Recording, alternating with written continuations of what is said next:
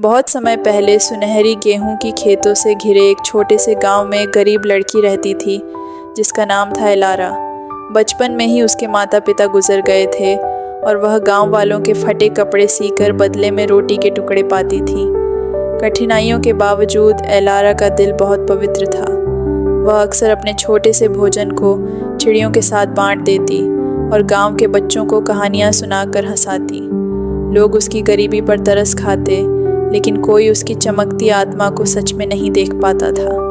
एक शाम जब वह जंगल से लकड़ियां बटोर रही थी, उसे एक घायल चांदी का कबूतर झाड़ियों में फंसा मिला। एलारा ने धीरे धीरे उसे कांटों से छुड़ाया और अपनी एकमात्र पुरानी ओढ़नी में लपेट लिया।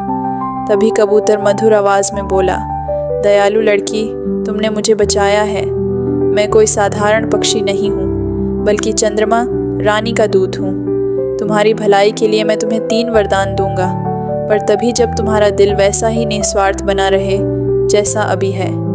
एलारा ने विनम्रता से सिर झुका दिया और केवल इतना मांगा कि उसे मेहनत करने की और शक्ति मिले। कबूतर गायब हो गया और वहाँ एक चमकता हुआ पंख रह गया। अगली सुबह वह पंख एक सुनहरे सुई में बदल गया। उस सुई से जो भी कपड़ा एलारा सीती वह इतना सुंदर और बारीक होता कि राजमहलों में भी ऐसा नहीं मिलता। धीरे धीरे दूर दूर से रईस लोग उसके बनाए कपड़े लेने आने लगे और उसका छोटा सा घर खाने और गर्माहट से भर गया। लेकिन एलारा ने धन को कभी अपने पास नहीं रोका। उसने गांव में बच्चों के लिए एक पाठशाला बनाई और ज़रूरतमंदों की मदद की।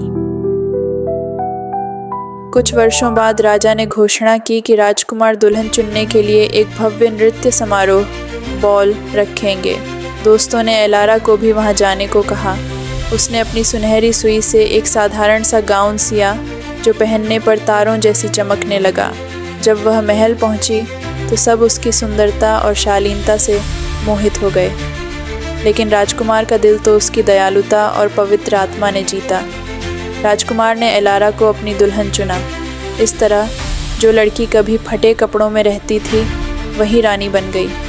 लेकिन उसकी असली पहचान उसके वस्त्रों या धन से नहीं, बल्कि उसकी निस्वार्थ सेवा, विनम्रता और दया से बनी। उस दिन के बाद एलारा ने पूरे राज्य पर करुणा और न्याय से शासन किया और उसका राज्य सुख समृद्धि से भर गया।